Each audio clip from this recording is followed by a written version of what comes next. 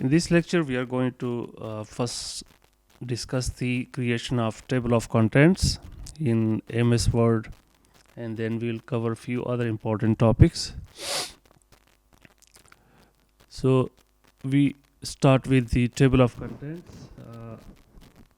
Creating and updating table of contents is a two-step process in the MS Word. First of all, we start by declaring our headings, subheadings, and then inserting a table. So let me show one example of what I mean by heading and subheading.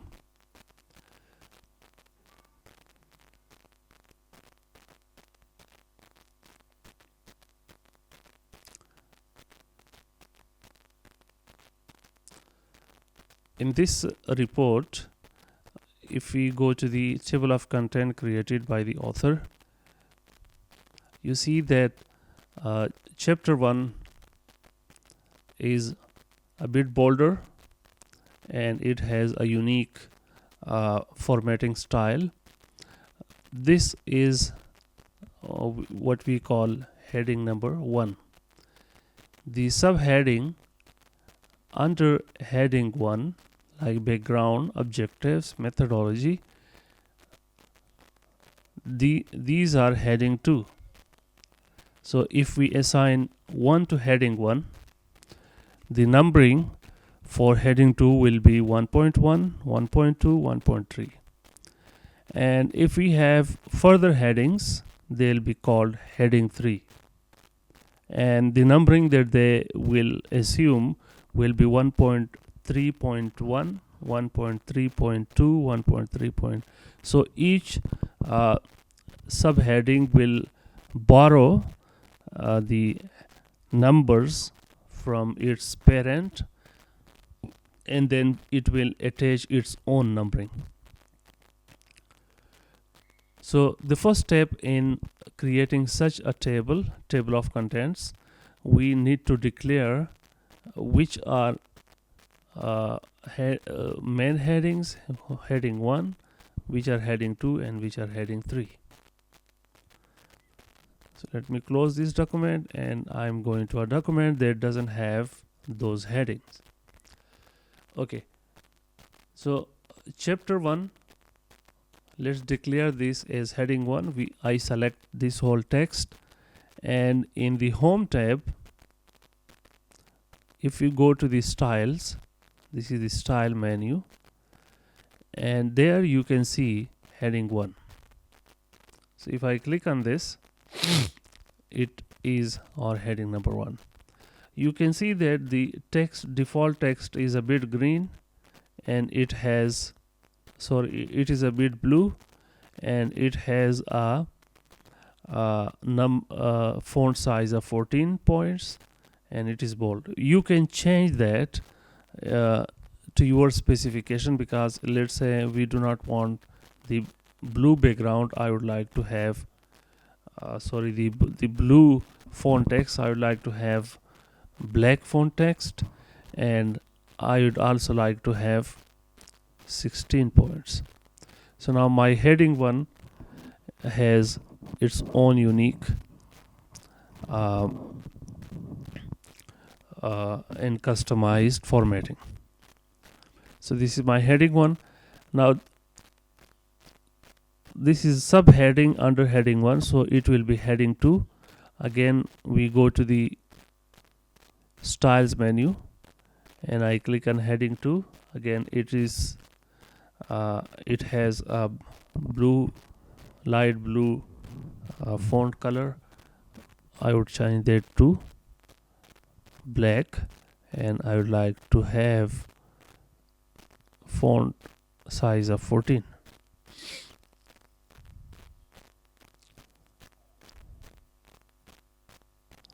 Okay, let's continue.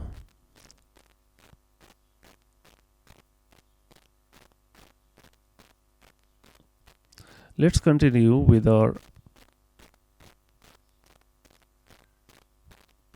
declaration of headings and subheadings.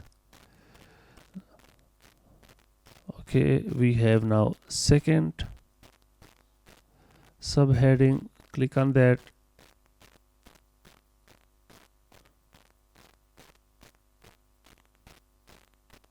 Heading 2. Okay, and here is one trick that since we changed the previous heading 2 formatting, we can either borrow the formatting from here.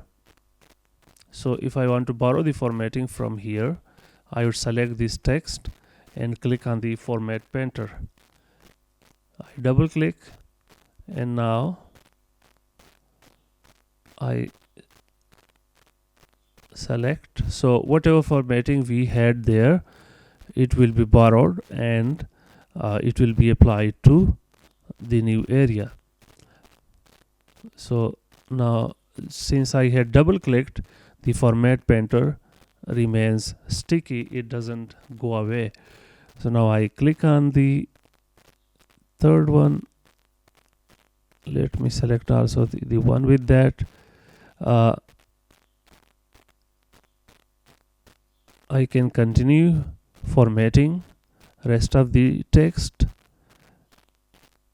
and the format painter is a magical tool. It not only picks the formatting but of font, it also picks the other characteristics from there, like heading 1, heading 2, and so on. Okay, let me remove. So now if you click on the any of these subheadings that we just formatted, you can see that heading 2 is selected here, and the font formatting is also the one that we had previously assigned. There is another trick that you can make your own style based on your study requirement.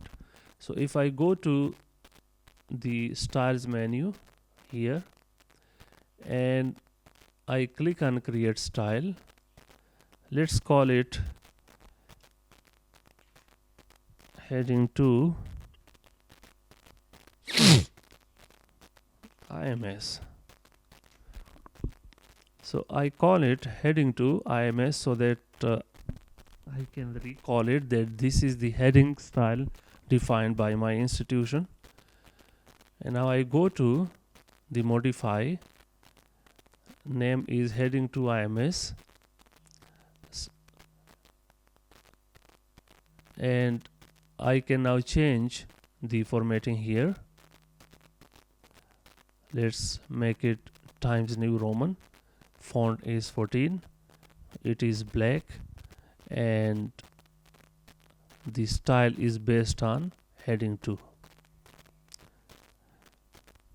And if you want to apply this change not only to this document but to all documents that you open in future, you can change new document based on these templates. So you can change this specific option, but if you want only this document, you can select this option. So okay, and now we have our own style. If you can see, it is H2 IMS. The name of the style is H2 IMS, and it has all the formattings that we had just enabled. So let's continue, and we can also define our own heading 1 style. So let's define heading 1 style again. I would go to my heading 1 that we had previously modified. I click on that, and it will be now easy to apply the new formatting to it. I go to styles, create a style. Let's call it heading 1 IMS, and now click modify. This style is based on heading 1. It's okay, good. Let's change the font style to Roman Times New Roman. Font size is 16 and it is bold. So okay, and now we are on heading 1 style and heading 2 styles, and we don't have to worry about the formatting anymore because the formatting is now uniform. So this is our new chapter. It will become heading 1, and let's continue with the rest of the document.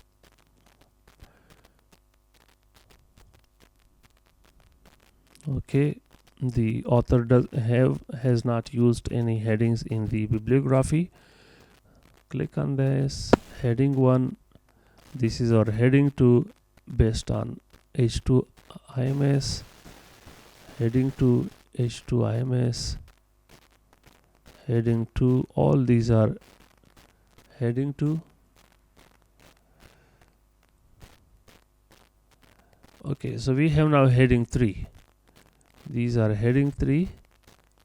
Go to heading 3, and again they have light blue background. I would like to change it, so let's define our own heading 3 style. Create a style and call it heading 3 IMS. Let's modify it. Let's make the color as black, and just the font color is 12. It is Times New Roman, and it is just bold. Okay, so now this is our heading 3.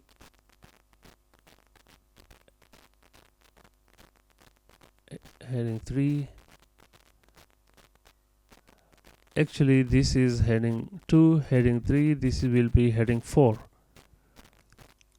because it is under the independent variable. So if you go to there and here is our heading 4. So I would not like to change heading 4. I would like the default formatting for that. I think you can understand.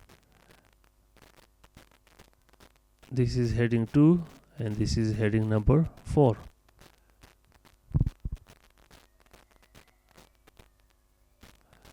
This is again heading 4. Heading 4 and heading 4.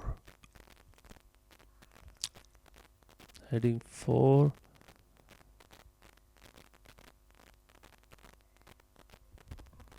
Let's put the formula on the new line and make it heading 4. Okay, this should be heading 2 because let's move up and find our own style, statistical tools, etc. And this will be heading 1, heading 2, heading 2,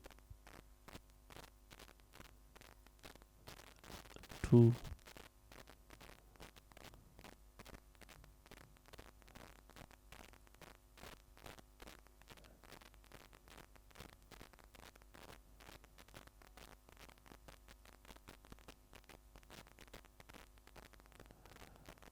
and heading 5. Sorry, heading 1. This is our new chapter. Make it also heading 1. Okay, so now the formatting and assigning headings is now complete. Let's move on to the top of the document and insert a blank page. So I'm pressing Ctrl Enter. It adds a blank page at the top. The shortcut is Ctrl and Enter button. Okay, now after this we can now insert our table of contents. It will be ready. I go to references, and then the first item is table of contents, and I have several options to choose from, let's go with the default, the first option. And this is our table of contents. As you can see, heading 1 has different style, heading 2 has different, heading 3, and it has only styles up to heading 3. If we change it,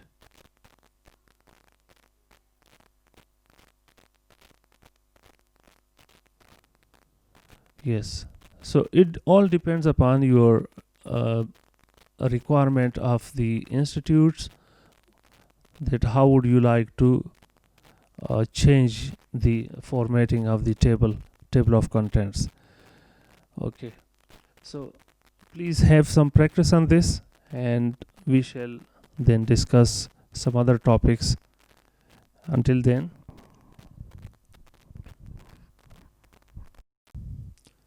in this part of the lecture, we are going to discuss 3 important areas. One is in modifying and inserting headers and footers.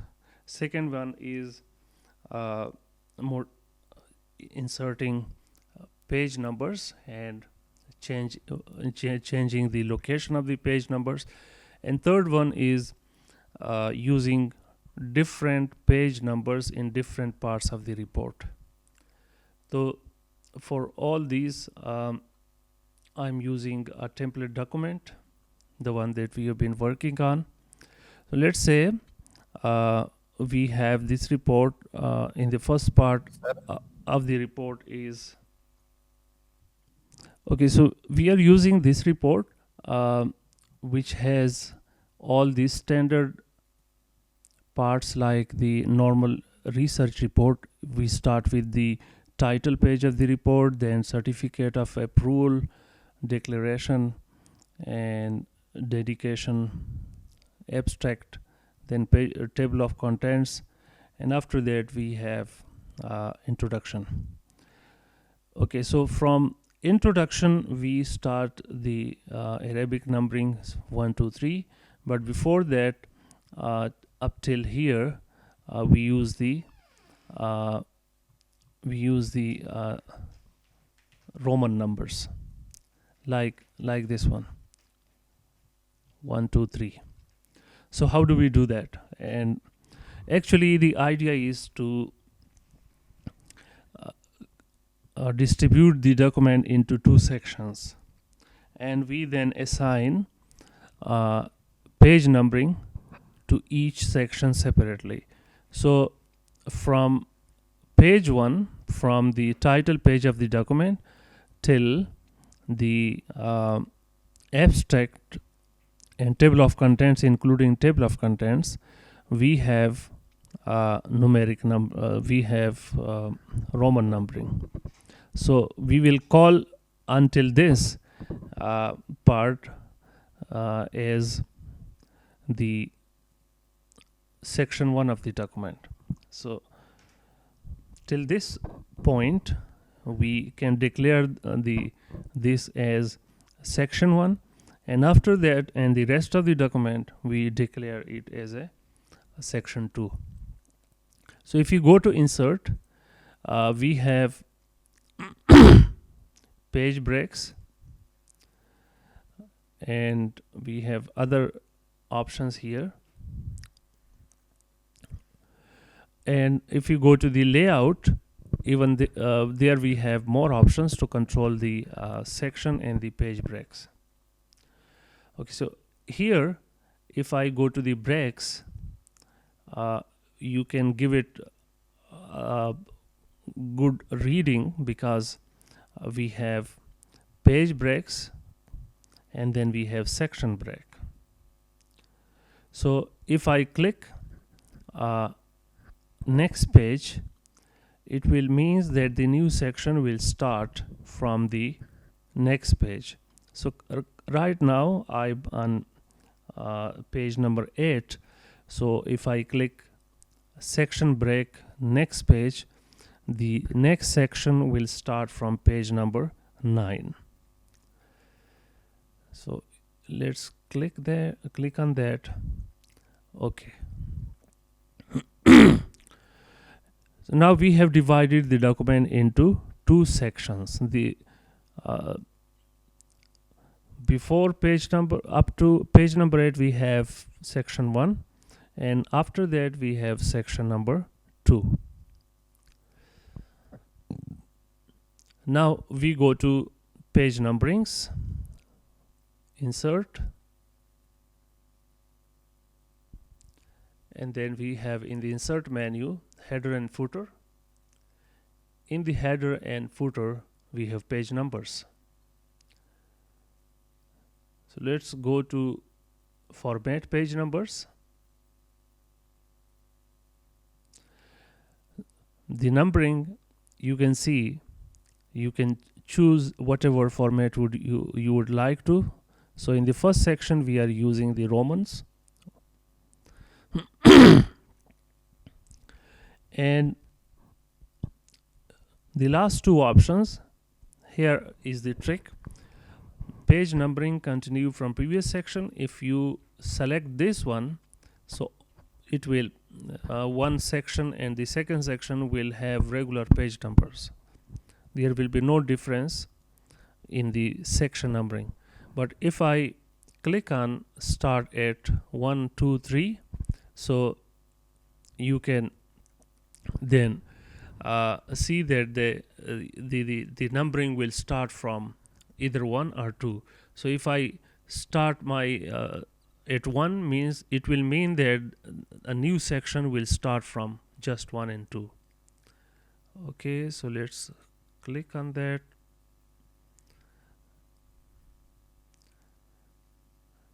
And for this section it is already properly numbered, so it is 1, but let me show how we do that if it is the first time. So let's go to page numbers and format page numbers. This time for the from introduction till conclusion we use the regular Arabic numbers, so 1, 2, 3, and we again click on start from 1. So this section start from 1 and the other section start from the Roman 1.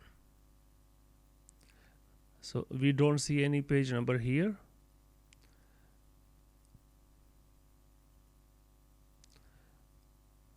The reason is that the title page was declared as a separate section and it doesn't have any page numbers.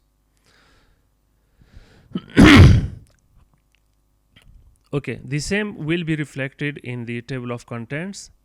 In the table of content you can see that for the first section we have Roman numbers, and for the rest of the section we have 1, 2, 3.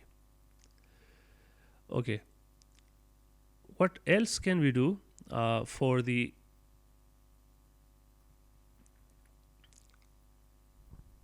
footer and header? Header is a text that is repeated on the top of the document on each page. We can insert header.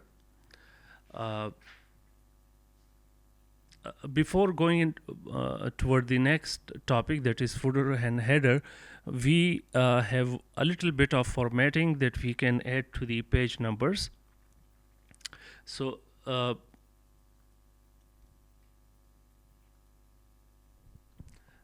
if you click on the page number,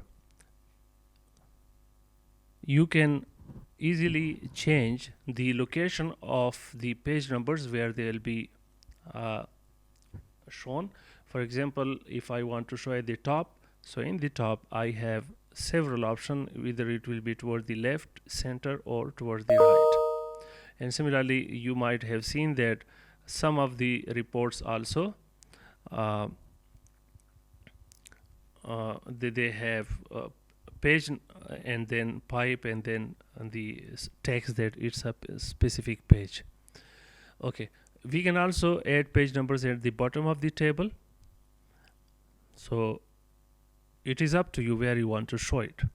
Okay, now going to the next topic, that is header. So if I click on header, we can actually add three types of headers. One that is only shown on the left, one that has three parts, and one that has specific document title style. So I go with the first one, that is, and let's say this is I call it research report or research paper.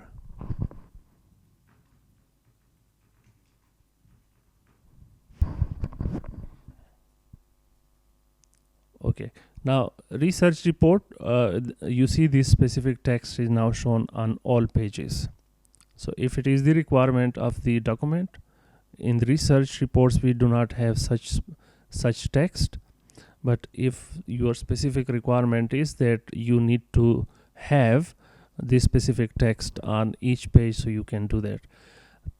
Usually people also add the company logo here. So if you want to add some logo, so I'm going into the header section, and then I'll then add some pictures. And you can see, let's add some picture here, and you can remove, you can size it. Okay,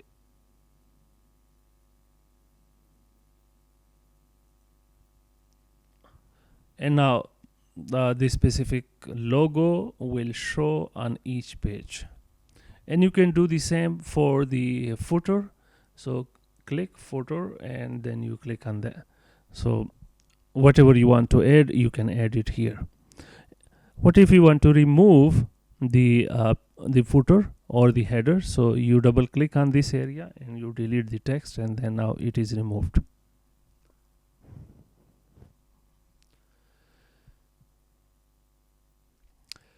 Okay, one question was that how we change the area of the footer and header. So that is located, if we go to the layout menu, and then we go to the margins and go to custom margins. Then on the last tab, margins, paper and layout, the layout is the last tab. From here we have an option to change the area of the header and footer. So let's make it 1 centimeter, and let's make it 1 centimeter for both of them. And okay, so now the footer and header, each one has 1 centimeter at the top. Okay, one question is that from your side is that how we bring the Excel table into MS Word. Okay, what I normally do is to format the table properly in Excel, and then I take it to MS Word. So let's format this table. I do not like any background color, so I'm clicking on no fill, and similarly no fill. I also change the decimal points right here. So if I want just 1 decimal points, I reduce the decimal points here. And I want some underlined for the header row. So, I'm putting this specific underline, and over here I would like to have double underline. Now my table is ready, and I'll then now copy it from Excel into MS Word, and it should create no problem at all. So let's put our table in our result section.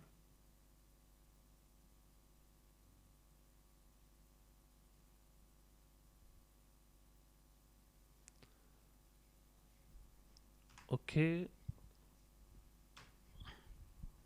Control V. So you see the table that we created and formatted in Excel, it is now available in the same format in the MS Word. So formatting your table in Excel is far easier, and I think it creates less problem compared to formatting it in MS Word. So I would always suggest that you format the table properly in Excel, and then only then you copy and paste that to MS Word.